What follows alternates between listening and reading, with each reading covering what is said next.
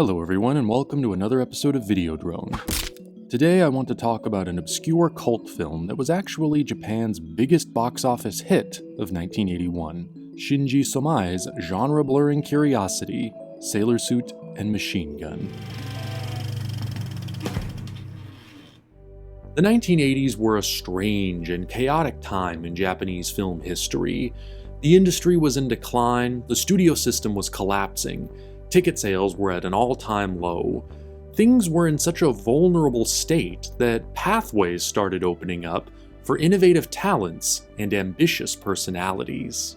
I've talked before about how the Japanese cyberpunk directors first infiltrated the system in this period, but they were just one example of the enormous, unprecedented shifts taking place across the industry.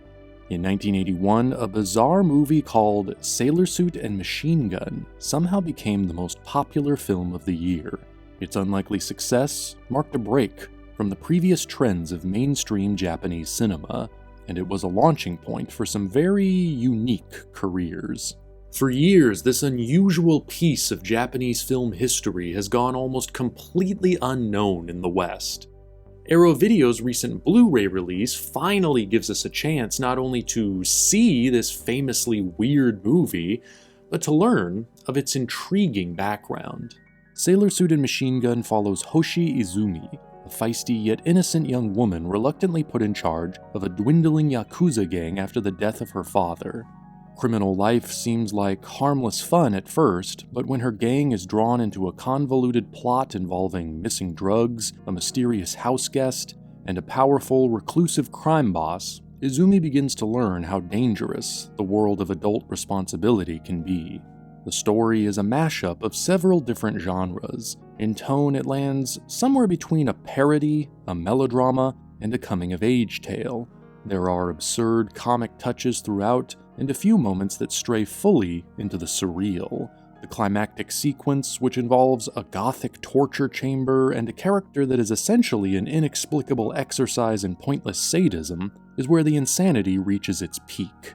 But the majority of the film is focused on Izumi's wistful journey towards maturity. Sailor Suit and Machine Gun was an early experiment in something called media mix, a term coined by the film's producer Haruki Kadokawa, a controversial and highly influential book publisher turned movie mogul.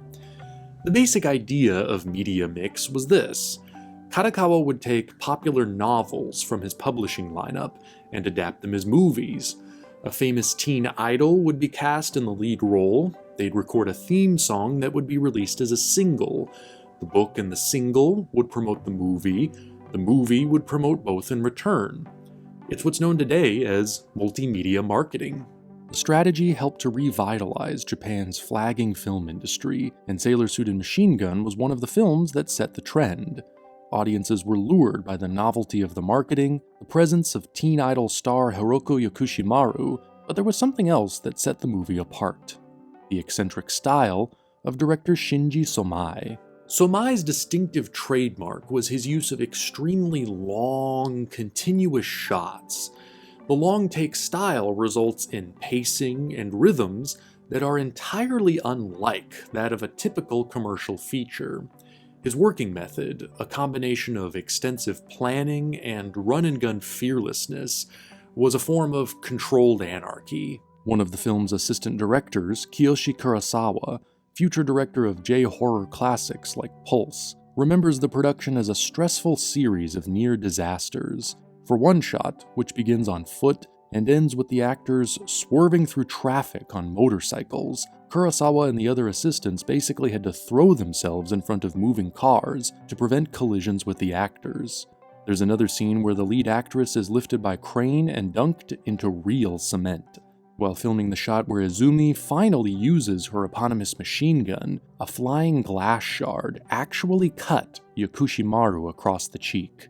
The injury was incorporated into the film and even recreated for the poster. Viewers were baffled, fascinated, and thrilled by the film's wildly unconventional sensibility.